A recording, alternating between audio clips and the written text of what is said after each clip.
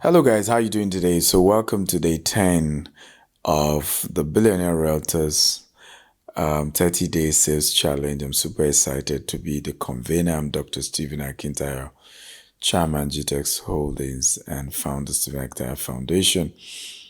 Today we want to look at how to sell using email marketing. Oh, memory lane. Jesus, I'm one of the leading guys when it comes to email marketing in Africa. At some point, I had over 3 million email database, and we're just pumping and pumping emails. And I think it helped my business in those days. I used to do digital marketing and help businesses, and email marketing became one of the most powerful tools that transformed my business, and I will never ever forget it. A few things you need to know if you're going to do email marketing. The first thing is lead generation, right? The organic way to generate leads, there are inorganic way to generate leads. Organic ways, you go for a conference, you're getting people complimentary cards. You go for meetings, you getting people's details, right? Another organic way is called ethical bribe, where you have a sales funnel on your website. You're offering a free ebook, free video course, free something, and for people to get those things, they have to put in their email phone number for you, or a conference that you put together, just like this now. This event, we have been 10,000 people signing up for this conference. Are you happy to know that? So these are organic way to generate leads. Now, all of you will sign up. You definitely keep getting mails from me. That I can assure you, virtually every day, if not twice a day. And I have made sales in billions from email. The second critical thing, now that you've mastered how to generate organically, you need to know sometimes you may also do inorganic through partnership. For example, I met a CEO of a big company. They are into travels, and we say, hey, can we partner? We sell properties in the US, the UK, and most of your clients can afford it. Say, yeah, why not? We're going to charge you guys. We'll push the email campaigns for you, but you can even do video campaign, YouTube campaigns, and you pay for it. So fine, we don't mind. And you see that? Now, in some inorganic way, is you can even partner with those people. Say, okay, we don't mind because you're a credible organization to give you the database. Now, that is why it's inorganic, is because and that's why people are big about data protection and all of that, is that the people may not have officially agreed to that you should give your database to somebody else, right? So you also need to be conscious about the countries you are in and their data protection laws and their anti-spam law. So my advice would be focus on the organic leads, because that way there's no law that you're breaking or whatever. But in my days when I was doing email marketing aggressively, I bought database, and I spammed people. Yes, I did. Those were things we had to do. And thank God there was no anti-spam law in Nigeria. So I blasted all the way, and I met from Chivita, Pizza, Unilever. It was one of the most effective, ways to reach out to people that I ever discovered. But let's assume you go the right way as I've advised, because the laws are tougher now, and people are more particular about emailing organically. So let me teach you how to go organic, right? I've mentioned ethical bribe. Give people something for free. A conference, a book. Today, my lead generation is purely organic. I don't do spamming anymore. If you get a mail from me, it was because you've signed up for something I sell, or some free things I gave you. So I advise now you do the organic one. However, once you're done figuring out how to generate your leads, you've gotten your leads, or even the ones you've gotten in course of meeting people, then start doing email marketing. Now, you can't do email marketing with your Gmail or Yahoo Mail or any other mail. you have to leverage on website. I'll give you a few websites. One of them is called MailChimp.com, TargetHero.com, and there's several other websites. So you can just Google email marketing websites, right? And they'll give you many. Now go for the ones who give you free units to be able to send a huge number of email for free. MailChimp used to give 12,000 emails for free units, right? So that way it means you will be able to send as much as 12,000 emails to all your contacts before you start paying them. So Aweber, a lot of all of these other sites. So you want to target maybe the ones that is effective, goes to people's inbox, gives you a lot of templates. And why I love this is because what some of this platform, when people get your email, is so customized, is so well branded, and it just captivates them. Okay, so very, very important. The next thing, which is number 3 thing you must know if you want to do email marketing, is the subject title. Can you guess from one of the biggest or best political campaign ever run in the world is the Yes, I Can campaign by Barack Obama, right? And they did some research about what words had the highest open rate, during those campaign. And you will not believe, yeah, you can Google it. The words that got more open rate was not even the word people will expect. So one of the assignments I'm giving you today is to go and Google words, phrases with the highest number of open rate. You can ask ChatGPT, give me 20 phrases with the highest open rate. You'll be shocked. Some of them is, did I offend you? I don't know how it can be. I am sorry. Why haven't you responded to my mail? Okay. And people literally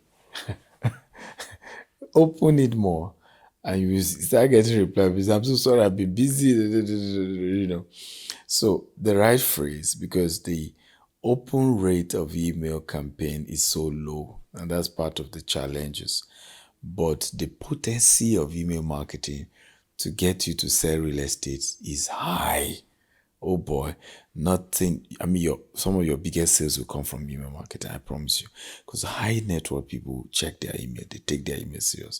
Some of them open their emails 10 times a day. Because they are important messaging, right? So very, very important to master it, but to get more engagement, the right open rate.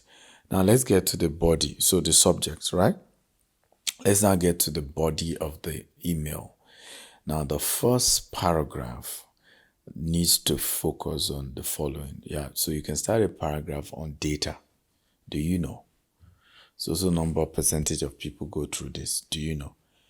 The other strategy of writing your first intro of your mail can be storytelling. 1985. So thing happened. So you first of all must find a very catchy intro. Okay, very, very catchy intro. The next is now the bodies of the email. You must make sure that the body of the email really, really captures what exactly you're trying to capture. For example, what I always advise is to create an email copy. Get a copywriter or learn how to do copywriting such that your body is not selling anything. Okay, but it's tied to the last paragraph, which will be what you use to sell, right? And this is very important.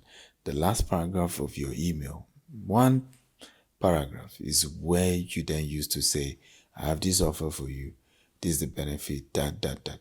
But the main body should be something of interest. I'll give an example. The main body can be 7 ways to get 500% return on investment from buying a land. 7 ways. Way number 1, You're a number two name. You see? So, and that becomes the core body of your mail. So it's the last one you now say, good news. I have a land for you that I promise you will give you 500% returns in the next 10 years. And we're running a promo that will last in the next 1 week. You're getting a 25% discount if you pay today. Here's the detail, not too long paragraph. If you want to learn more, call me, email this number. I'll give you all the details. Thank you. And you wrap it up. Okay? So don't do email marketing with a very aggressive copy that is just come and buy. If you do that, people will hate your mails.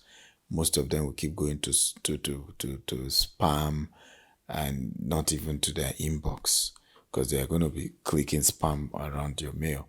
So make your email educative, leverage on information marketing.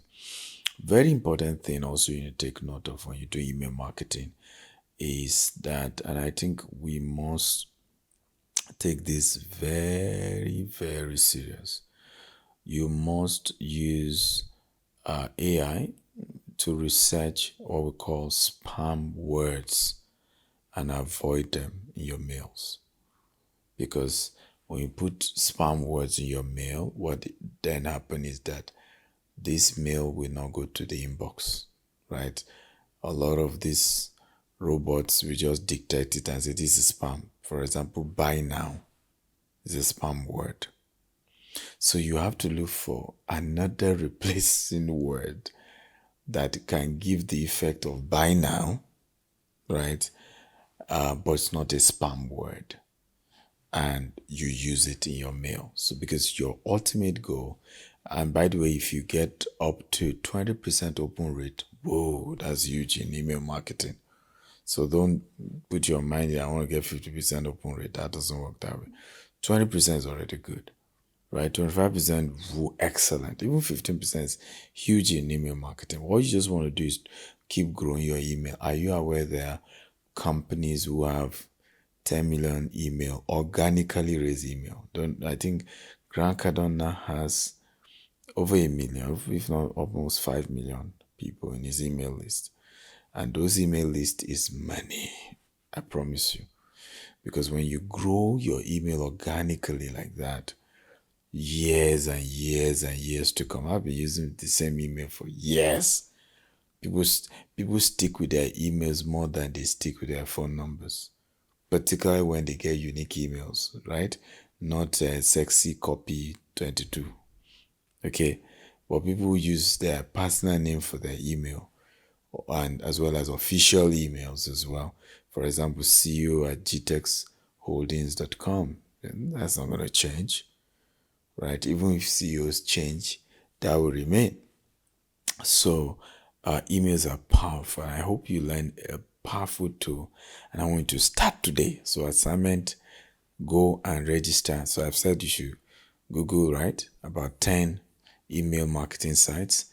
I want you to open accounts on 5 of them that give you enough email, right? And I want you to start with one of them where you upload your email database there, and then you start your email today.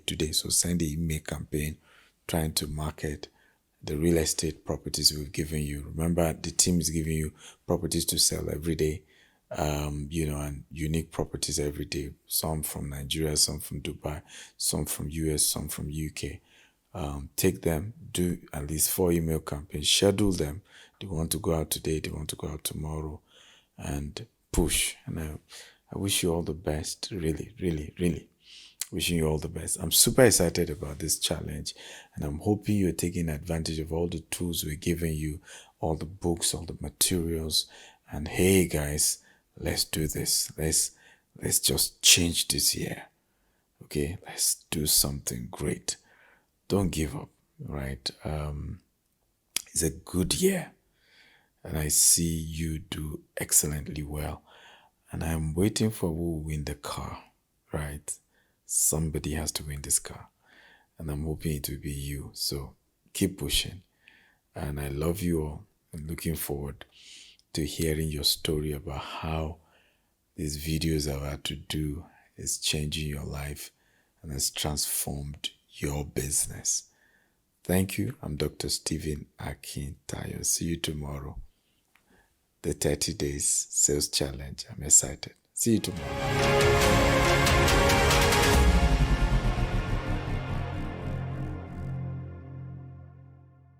Next is the profile video of Dr. Stephen Akintayo, the chairman of G-Text Holdings.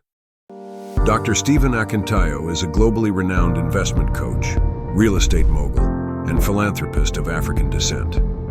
He is the chairman of G-Text Holdings, which operates across the US, UK, Dubai, and Nigeria, with multiple subsidiaries.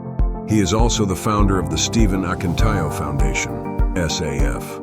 He's a member of the Forbes Business Council and a recipient of several prestigious awards, including the Forbes Best of Africa Leading Investment Coach and Real Estate Mogul by Forbes Best of Africa Award, 2023.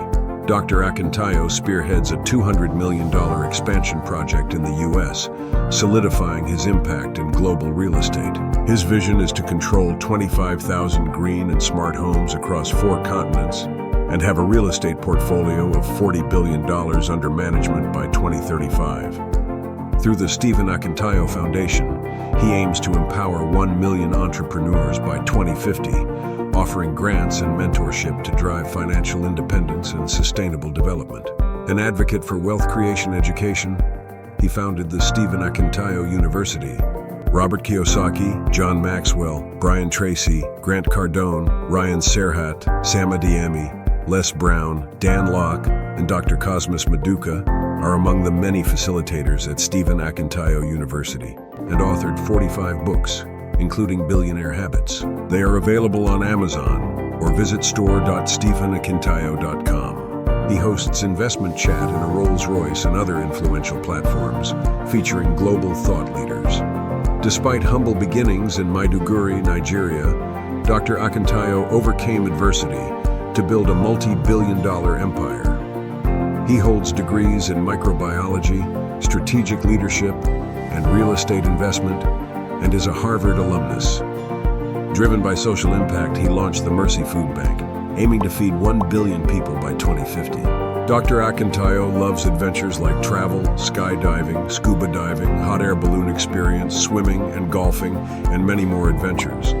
He's married and blessed with children, and continues to inspire through his transformative vision, leadership, and philanthropy. To invite Dr. Stephen Akintayo for a speaking engagement, kindly visit www.stephenakintayo.com/booking or email ea@stephenakintayo.com.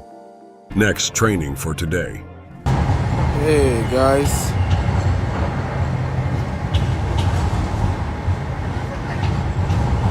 How you doing today? Good evening. Wherever you're joining me from, tell me your name and your city. Okay, just got to Houston, Texas, right? Literally just got into town from Dallas, and it's good to be here. Tell me your name and where you're joining me from. I can see London, but I can't see your name. So what's your name and where are you joining me from? So this evening I want to talk to us about wealthy mindset versus poverty mindset. I'm aware it's quite pretty late in most parts of the world. Bukola from London, wow, you tried though, because most people in London will be asleep by now. David from Benin, well done. Ogatiwa Adebayo, where are you joining me from? Okay, where are you joining me from? So I'm going to visit my sister here in Houston. I want to go and eat Nigerian dinner. You know, so all the Nigerian foods are there. Bayo from Ibadan. How are you, Bayo? So let's talk about, this concept, wealthy mindset versus poverty mindset. Yes, thank you. I've often said it over and over again that it is not money that really determines. Thank you. That really determines. Hello, how are you? Yeah. Correct. I often share that it is not money, physical cash, that determine a rich person versus a poor person. It's the mindset first. Of course, the mindset eventually creates the wealth or creates the poverty. And today I want to talk about the wealthy mindset versus the poverty mindset. And so, critical things that will help you to know those who have wealthy mindsets and those who have poverty mindset. Let me warn you here that there are certain people. Don't confuse people having money, okay, for them having the right mindset. It's not about how far, it's about how well. Somebody can start and it looks as if they have all the money today and they don't yet invest in having the right mindset. They will eventually lose it. It's a matter of time. And I've seen people like that. I've seen many, tons and tons of people like that who will eventually lose everything. And the reason they lost was because they just have the poverty mindset, and it was fueled by the fact that they have some cash, they have some liquid. The mindset must be correct. It's critical more than anything else in the world. Are you guys ready for me tonight? If you're ready, type I'm ready, I'm ready. Let's get into the conversation. I'd like you to invite people to the conversation. Share the link and let's get more people to join. This is a very engaging. I love the class to also be engaging. I love you to contribute and be part of this conversation we're having today. Wealthy mindset versus poverty mindset, okay? The first thing I want to share, which is very critical here, is that somebody with a poverty mindset, they're petty, very petty. And it doesn't mean that wealthy people are not petty, but when you meet people who are full of so much, there are more petty people that are poor than wealthy people that are petty, right? It's one of the critical things. And this is very important because when you have this mindset, you will lose a lot. And I'll break this down for you. There are two major things that will make you a billionaire in the world. OPM and OPT. What is OPM? OPM is other people's time. Can everybody help me type OPM and OPT? Come on, everybody help me type it. Anybody that you see that is a billionaire today had to leverage on OPM and OPT. Okay?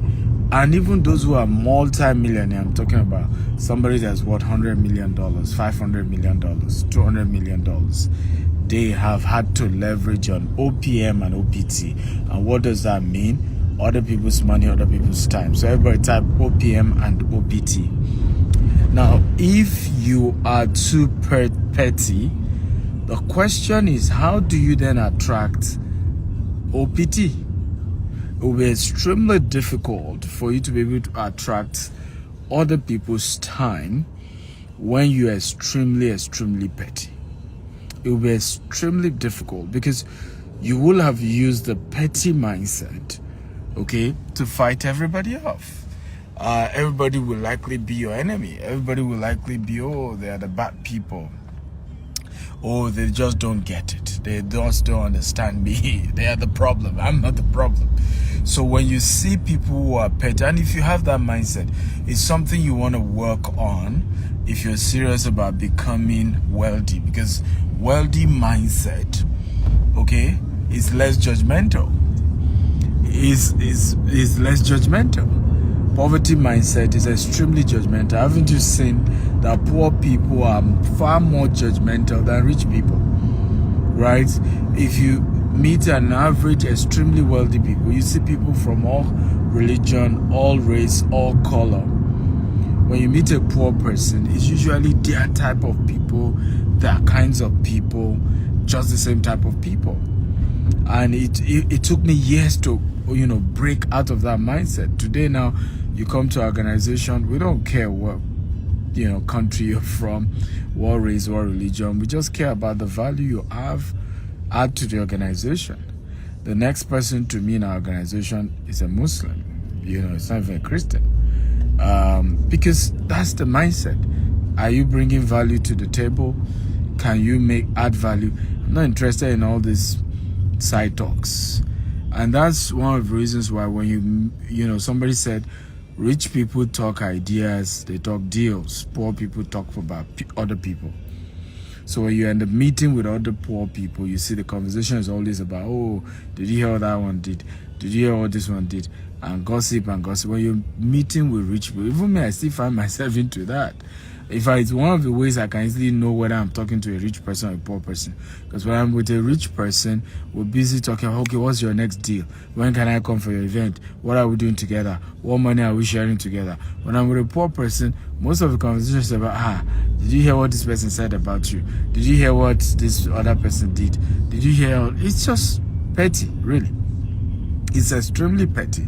But when the richer people get, and I'm talking about people who made it legitimately, the more liberal their mindset and thinking. And when I say liberal, I'm not talking about just taking rubbish, but I'm saying they are less judgmental of other people, because in the course of their journey, they will have to deal with so many people with different culture and mindset and behavior. I'll give you a practical example. I don't know if you know Donald Trump. If you know Donald Trump, type I know him. I'll be shocked if you don't know Donald Trump, by the way. Okay, if you know Donald Trump, just type I know him. Donald Trump, come on, talk to me. Beautiful. Come on, waiting, because I want this to be a very engaging, a very interactive class. If you know Donald Trump, just type I know him. Okay? Excuse me, how many minutes more? 19, right? Okay? Now, when you look at Donald Trump, for example, how many of you know that Donald Trump does not drink and does not smoke? Okay, if you know, type I know. If you don't know, type I don't know. Now, in all these years of building wealth in Manhattan, doing real estate, of course, he's been accused of overrating his income, okay, by more than 3 billion, meaning, but either way, he claimed he's worth 13 billion or what. They said he overrated it, so let's say it's worth 9 billion, but he's still a billionaire either way. Now, in the course of his journey, okay, in the whole of Manhattan, you and I know that from mayor, city officials, workers, in fact, he owned a casino. Can you believe that? Somebody who owned hotels, he owned casino, he doesn't smoke, he doesn't drink. Now, that tells you the kind of mindset that a lot of wealthy people have, right? They deal with people who are not like them, and they don't necessarily compromise their values, but they don't even make you feel like, oh, I don't do this, or I'm holier, you're a devil. No. But they understand that those things are petty and they're not going to dwell on that. Can we do business together? When I see people today, I'm more concerned about what business can we do together instead of the petty stuff. I'm more concerned about how can we add value to each other instead of what somebody else has said about you, or somebody is saying, or the nonsense anybody is thinking. What is more important is how we can add value to each other. Is this making sense at all? If it makes sense, just type make sense, make sense, make sense. Remember, invite people to join this conversation. I'm sharing about wealthy mindset versus poverty mindset. So a wealthy mindset is witty, okay? A wealthy mindset dwells on substance. A poverty mindset dwells on pettiness. It's extremely petty and focus on what does not even add any value, okay? And ultimately, very, it's part of the reasons why the person eventually is poor. Having money now, having cash now, is not ultimately what determines your success into the future. It is having the foundational mindset, okay, that will keep you relevant for years to come. It's not about how far, it's about how well. And you want to be intentional about having the right mindset. Number 2, mindset, okay, wealthy versus poor. The poor is always thinking, I do not have it. I must only do what I can afford. The rich mindset or wealthy mindset is, how can I afford it? You know, for a person with a wealthy mindset, he's not seeing the impossibility. He's not seeing what is impossible. He's rather thinking, there must be a way out. There must be an alternative. There must be something I can do to overcome the challenges I'm facing. But somebody with a poverty mindset is always going to tell you, it's not possible, I can't afford it, you know, it's not going to happen, let's not waste our time. I'll give you an example. When I started real estate, I didn't have the money to do real estate. I honestly didn't have the money, but I believe it was possible. And my mind went to work to say, how do I make it possible? Right? I don't have the money. It's a tough thing to try to do, but how do I make it possible? What can I do to make it possible? That is the way a wealthy mindset thinks. Okay? I may not have it, but I can have it. What do I do? A poverty mindset says, it's not for people like us. You know, we don't even think people like us can afford that. You come into a city, and the first thing you're telling yourself is that you cannot live in a wealthy neighborhood. You see? You even convince your family that it's not for people like us. I don't understand. The people who live in wealthy neighborhood, do they have 2 heads? Do they have 10 heads? Okay? They don't have it. I remember the day I moved to Burj Khalifa as my new residence. You know, very shocking experience. And my wife said something to me. She reminded me something very powerful. I had totally forgotten. She said, honey, do you know that the first time we visited Burj Khalifa to have a tour, you and I, right? So you can pay them at Burj Khalifa to do the tour to the tallest, lounge and all of that. She said, you told me that one day we'll be living in this place. Can you imagine? I was based in Nigeria at that time. I had no business with Dubai. I only came on vacation with my wife. And I'd even forgotten it was my wife reminding me this. And I was telling my wife, one day we're going to be living in the tallest building in the world. That's a wealthy mindset. Now, how will I afford to be able to live in the tallest building in the world? I didn't even bother to talk about that. I was more particular about the fact that I was going to live in the tallest building in the world. And today, whenever I'm in Dubai, my residence is in the tallest building in the world, Burj Khalifa. It's about the right mindset. How? How can I afford it? How can I live the best of life? How can I, achieve what I want to achieve? How can I be the best version of me? The mindset is more critical and more important than anything else. Okay? I don't know if you're excited about what you're learning today. If you're excited, type I'm excited. If you're not, you can even type I'm not excited. That's also another mindset, actually. Remember to get more people to join us in this conversation. So one of the critical things I've always worked on is my own mindset. Okay? I'm always thinking wealth. And even when I don't have it, I'm asking myself, how do I afford it? How do I raise the funds? How do I build the wealth? How do I get the funds? But I'm never telling myself, oh, I can't afford it. Oh, it may never happen. Oh, it's not for people like us. Never. A lot of the biggest property deals I've done in my life, the day I was going to have those meetings, I didn't have the money. But as I was having those meetings, I kept thinking, how can I afford it? How could I raise this money? What's the strategy we can deploy? What is the concept that can get us into it? What is the approach? How do I raise funds? How do I attract the kind caliber of people, okay, who can help me raise the funds to do the deal? But I will never go into a deal with the mindset of, well, it was in my account.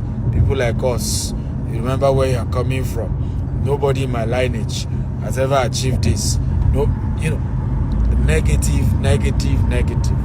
Remember, number 2, wealthy mindset says, how can I afford it? Poor mindset says, I cannot afford it. It's up to you. Which mindset are you going for? Okay, come on, I want you to tell me. Today is the last day in September. Tomorrow is October. You have 3 more months for the end of this year. I want you to type in the comment section. What mindset are you going for? Come on, talk to me. Poverty mindset? Wealthy mindset? Oh yeah? Type it in the comment section. What kind of mindset do you want to go for going forward? Poverty mindset or wealthy mindset? Okay? Tangram says wealthy mindset. Come on, everybody type it. What kind of mindset do you want to go for? Okay? What kind of mindset? Wealthy or poor? I have gone for wealthy mindset. Number 1, wealthy mindset. Think about witty issues. Witty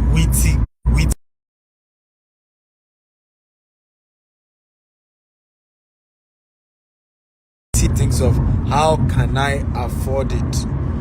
Poverty mindset says I cannot afford it. It's not for people like us. We don't have that kind of money. We can't afford it. We are not at that level. So it's up to you to know which one do you want to have. Where are you going? What's the journey? What's the trajectory? Okay, are you ready for number 3? If you're ready for number 3, type I'm ready. We're looking at wealthy mindsets versus what? Poverty mindset. Wealthy mindset versus poverty mindset. And these are the way you think, the way you reason, the way you approach life, your views, your values. Okay, which one is it?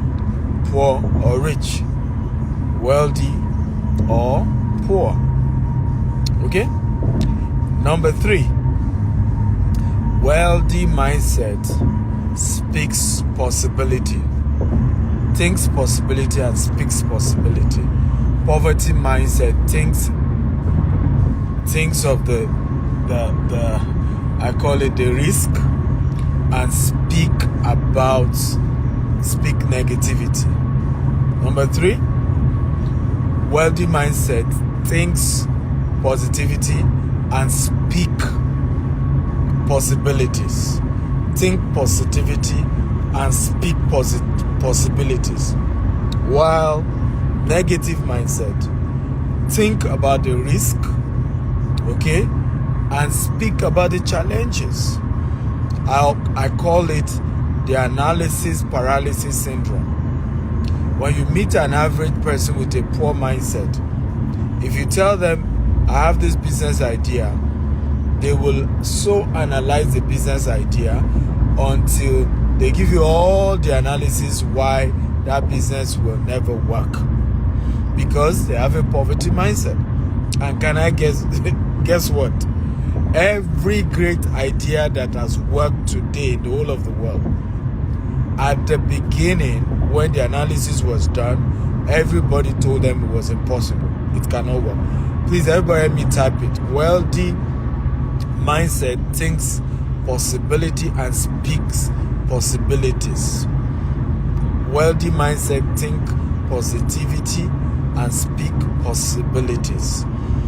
Poverty mindset thinks of the risk and speak of the challenges. Okay? Please, somebody should help me type it at the comment section so that other people joining us can see that. Let me give you an example. Every single business idea that you see today, when they were starting, people told them it was impossible.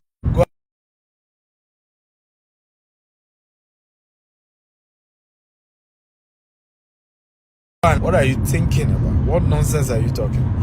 That's impossible. And he was saying this the days where an average computer was as big as a 2-bedroom flat. It was very big. And he's saying, no, computer will be so small, it will be in everybody's house. Right? Every great invention you see today, people always say they were impossible because those people had poverty mindset. And that's why at the end of the day, the person who had the positive mindset became the richer one. Tesla, there were many publications that said electric cars were impossible. The battery to sustain an electric car cannot even be made. It was just not possible. Don't waste your time. Amazon, I watched recently the documentary about Amazon. Okay, Jeff Bezos. Virtually everybody he went to meet to borrow him money, except his dad, rejected him and told him he was insane, including the CEO of Barnes & Noble. And he had thought Barnes & Noble would have been more interested because they were selling books. And he had concepts that could revolutionize the book selling industry. But guess what? The CEO of Barnes & Noble told him twice that he was a fool and he should just let go the idea. Okay? We can go on and talk about all the wealthiest people in the world. Guess what? How many of you know, I think it's Bugatti. Okay? Yeah, I think it's Bugatti. Same thing happened to Bugatti. Right? When the founder of Bugatti, I'm sure it's Bugatti, the same car in Italy, was Bugatti made in Italy. Yeah, I think it's Bugatti. He went to meet Ferrari, the founder of Ferrari, one-on-one. That was older than him, and told him, look, I have so many Ferrari. I think there are 1 or 2 issues with your car. The owner of Ferrari was pissed off. Now, Bugatti at that point was a tractor, Lamborghini, thank you. Oh, the Lockford, thank God will bless you for that correction. So Lamborghini was doing tractor at that point, right? And he had so many Ferraris, and he went to meet the owner of Ferrari and say, you can make some adjustments, on your car. That one got pissed off and said, what nonsense are you talking about? And Lamborghini, of course, started, and you know what has become of Lamborghini today? One of the best, beautiful-looking cars in the world. But you see, that is a man with a wealthy mindset. No wonder he became wealthy, even though he was a young man from a farmer, a son of a farmer. The father had to many times, sold the farm to raise the money that they had to use, that the boy used to initially try this Lamborghini thing, initially as a tractor company, and it was a tough one. But eventually Lamborghini has become one of the best brands in the world. But the founder had a wealthy mindset. Everybody type, from today, I vow to have a wealthy mindset. I want everybody to type it. From today, I vow to have a wealthy mindset. A wealthy mindset thinks positivity, is thinking about the positive side of things, and speaks possibilities. Today now, our company is not yet worth $40 billion. But I've been telling it to everybody who cared to know. By the year 2035, we are working towards having real estate assets worth $40 billion. Okay? Do you see now? Positive words. Possibilities. Now, a poverty mindset will say, don't be deceiving yourself. Oh. You need to be realistic here. How possible is that? You're a black man. Nobody in your lineage has ever made it. You should better even thank God for where God has taken you to. All this trying to dream big and talk big and, be careful. What if it doesn't happen? That is a poverty mindset. My wealthy mindset keeps saying it every day. I am building a multi-billion-dollar real estate company. We're going to have real estate assets all over the world. By the year 2035, Our assets in Africa will be worth $20 billion.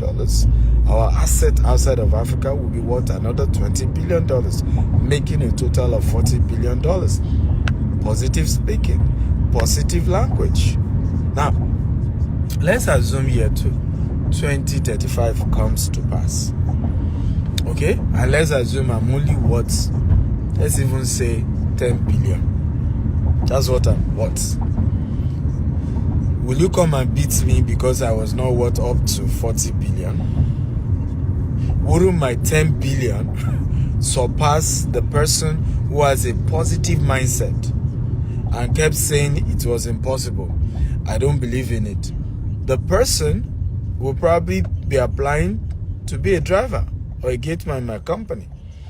Not because he himself couldn't have started a company that would have been successful and probably be a partner to my company, but because he or she has a negative poverty mindset that keeps thinking everything is impossible, keep analyzing. I've said this again and again, and you should never forget it.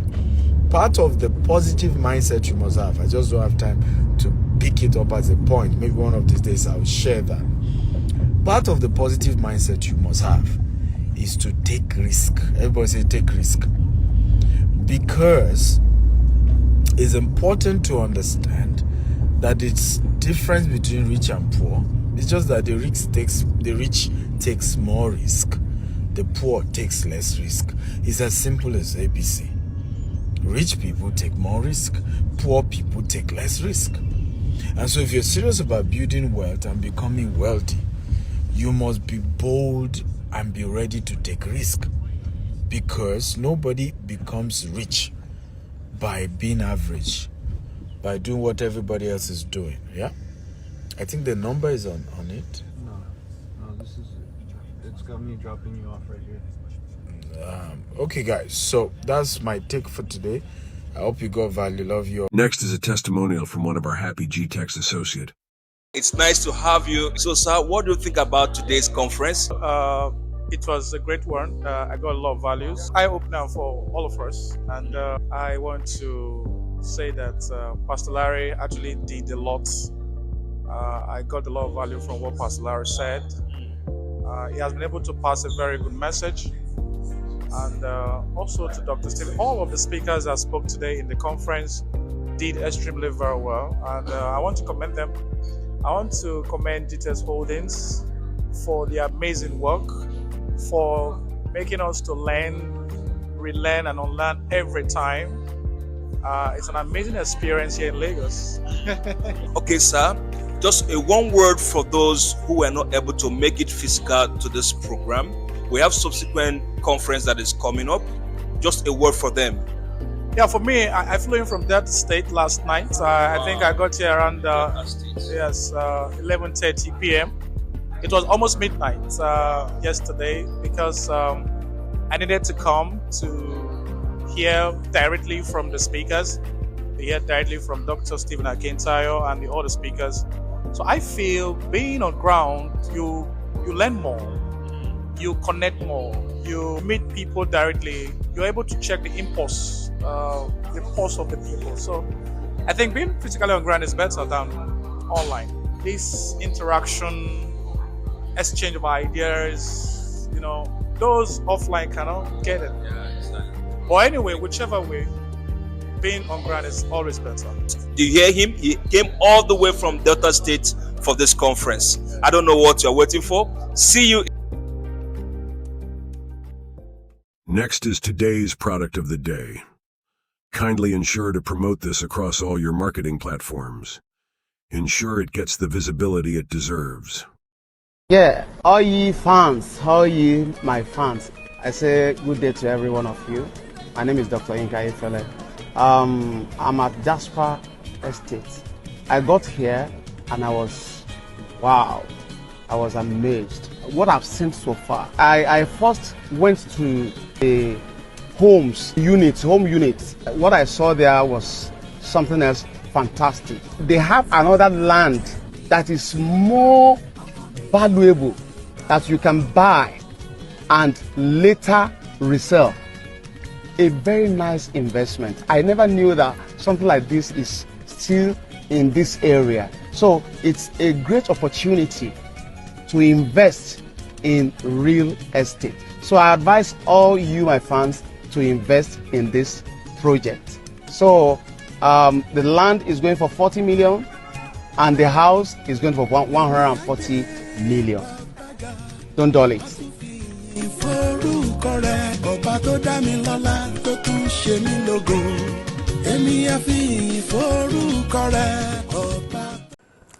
Real estate development company GTEX Holding, known for its focus on green and smart homes, has honored prominent Nigerian businessman Cosmos Maduka with a symbolic gesture, naming a street within the new Jasper Garden Estate in Lagos after him. Founder and chairman of GTEX Holdings, Stephen Akintayo, at the street naming ceremony, said the gesture is a testament to Cosmos Maduka's remarkable work ethics and dedication to transforming industries and inspiring generations.